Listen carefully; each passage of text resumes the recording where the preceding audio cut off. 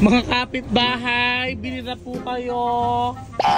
Bili na po kayo kay Kuya Arnel. Nandito, Kuya Arnel, nakalimutan located. Dito po kami ngayon sa SMDC. Bumili na po kayo. Ayan na po si Kuya Arnel. So mga kadalawi, nandito na kami na Kuya Arnel. So, ang pangalan ay Daptors. Good morning.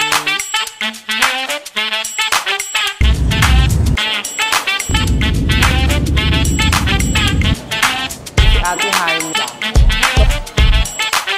At ayun si Diwatan niya, nagpapak...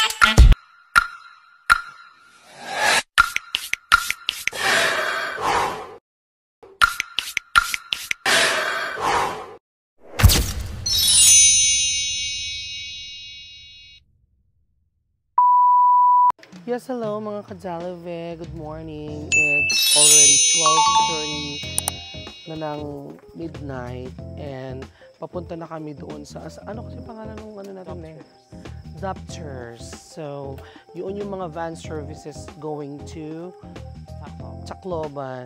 So, ayun. Ang biyahe natin ding ay 4 hours.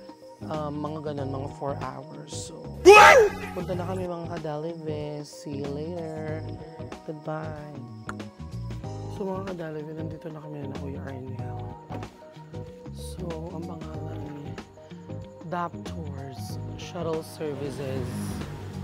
So, yeah. Papunta ng Tacloban.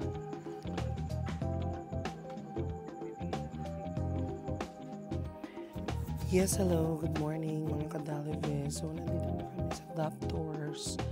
Ang alis ng van is around 1 p.m. Pero according dun sa mga dispatchers sa loob, natulog pa daw yata yung, or nagpapahinga yung driver. So, antay-antay na lang muna kami dito. See you later sa Tacloban Airport. Ingat as!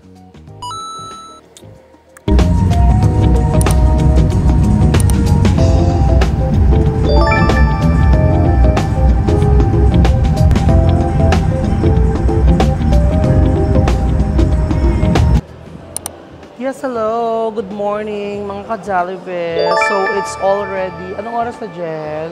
6:08 at nakalampas na kami ng, immigration. What immigration shop? Immigration yarn, international yarn. Nakalagpas na kami ng security at sulat-sulat. Nakalampas na kami ng security at nakapag, na rin kami, check-in luggage. Anong tawag dito mga Kadalive? Hindi ko lubos maintindihan since yung papunta namin dito na airline is Philippine Airlines and then yung pauwi namin is AirAsia. Hindi ko talaga maintindihan kung nagkamali lang ng book si Bess Calvin kasi sa Philippine Airlines, papunta namin dito, we have how many? 40 kilos na allowable luggage.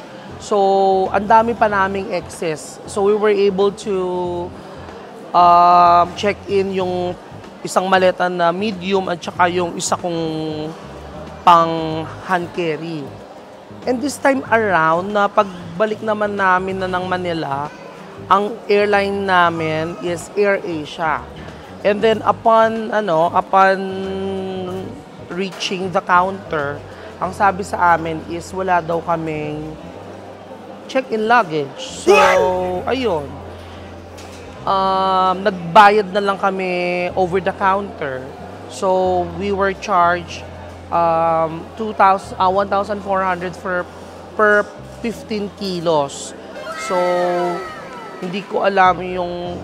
So, we have 15, so 30 times 2 yun eh. Pero, we didn't reach that kilo. Parang siguro around 20 plus lang. Pero we were charged 2.8. And then, yung isa naming parang ginawang hand carry, tinimbang din. So, ang allowed lang is around 7. Parang yon is 8, no? Tapos pati itong personal ko. So, talagang each and every airlines, meron talaga silang iba-ibang rules. This is my first time,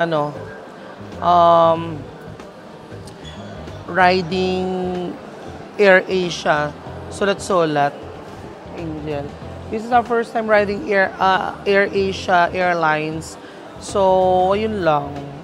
Masabi ko lang. Kasi normally, ang local airlines na ginagamit ko is, yan, Cebu Pacific. At sanay na ako sa Cebu Pacific.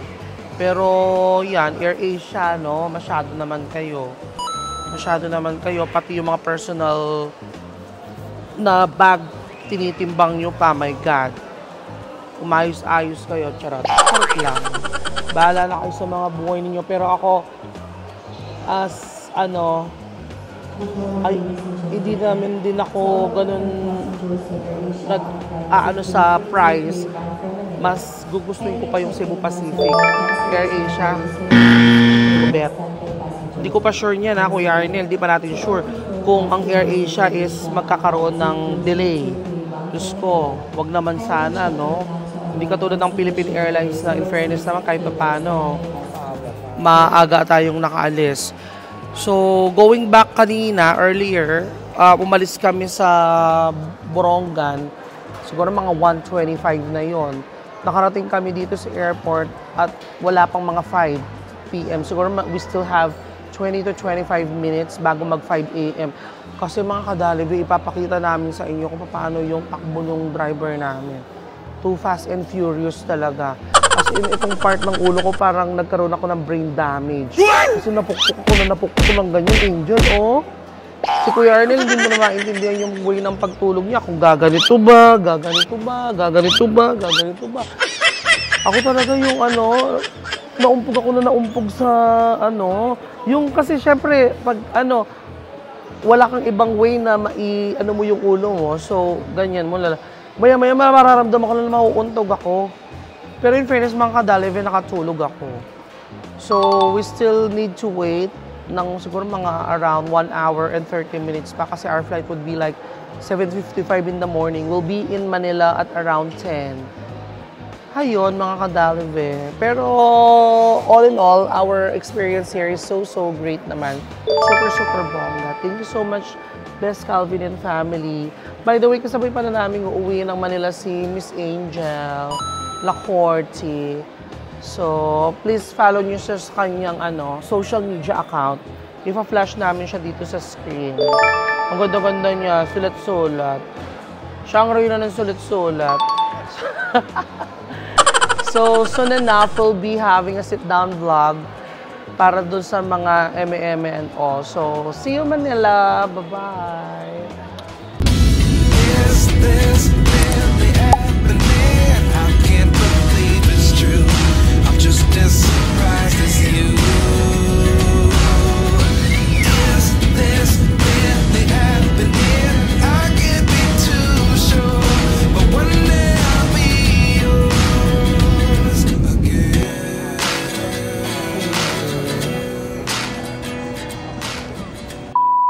Yes, hello mga kadaliveg. Good afternoon.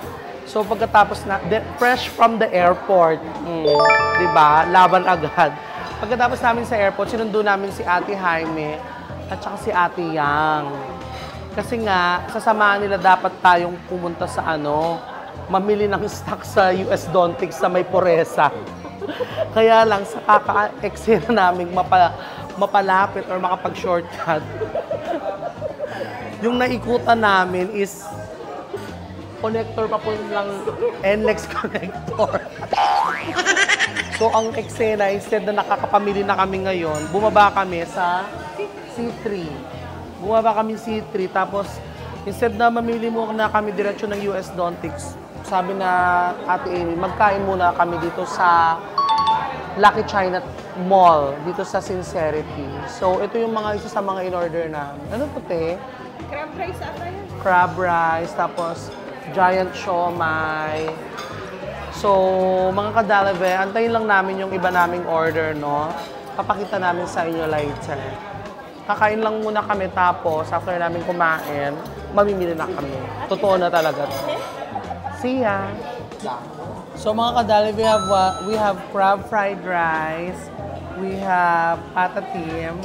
Yan. We have Mickey Bihon, tapos fried chicken, rellenong hipon, oyster cake, panyo, kikiam, and kwapaw. At saka siomay. So, we pray, amen. So, titikman ko muna yung ano.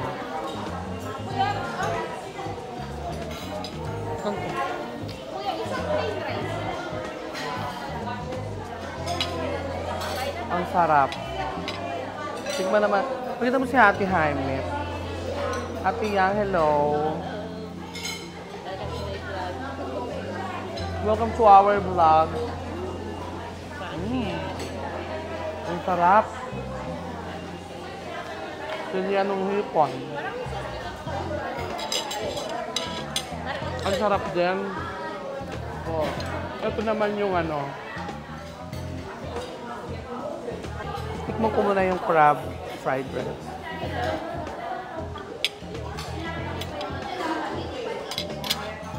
Panalo, Kuya Arne. Lasang-lasa mo yung crab. Super crab eme. Ito makasarap to.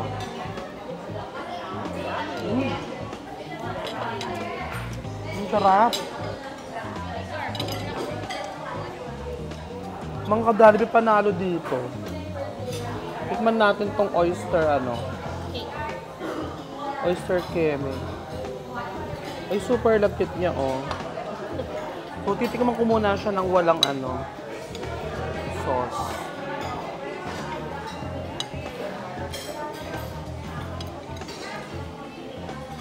Ate Amy, para siyang, ano, pikoy. Para siyang pikoy na lasang oyster. And ito, Kuya Arnel, pakita mo. Grabe, ang lambot niya, ate. Ayan, oh. Kita mo ba yarn? Kita mo yarn, Kuya Arnel? Paskin. Ito pa yung sauce niya, oh. Yung favorite nating sauce.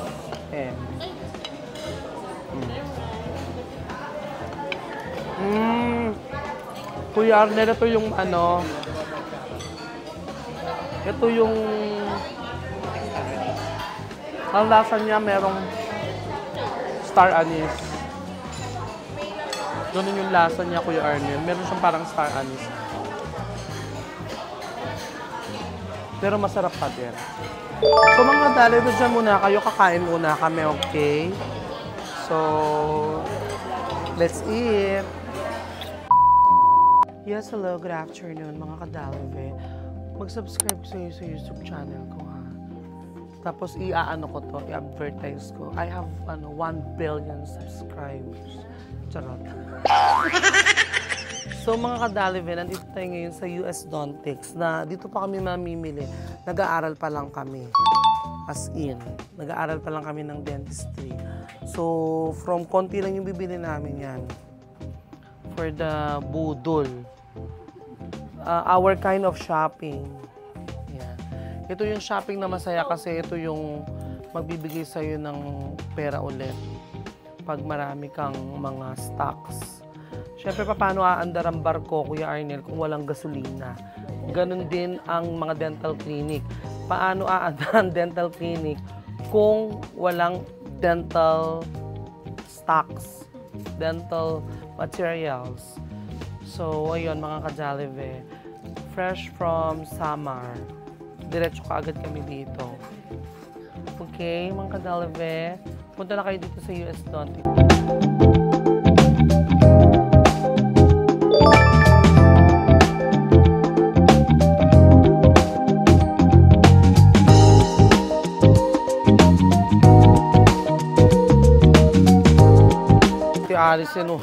Ate Alice in Wonderland naman.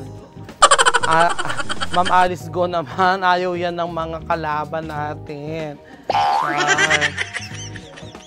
So, mga kadalive, ang kagandahan pa dito sa US Dontex, hindi sila mga mukhang salapi, mababait sila. Kasi pwedeng makihagal sa price. And at the same time, like for example, in-order mo siya ngayon, pag ipinadala nila, hindi sila nagmamadali dun sa bayad. Yun yung kagandahan dito sa US Dontex. Pero huwag naman kayong garapal, di ba? Pag naman naipadala na at na-receive nyo naman, bayaran nyo na. Diba? Hindi katulad nung iba. Naubos na lahat yung gamit. Hindi marunong magbayad. Gugustuhin mo bang i-post ka nila sa Facebook?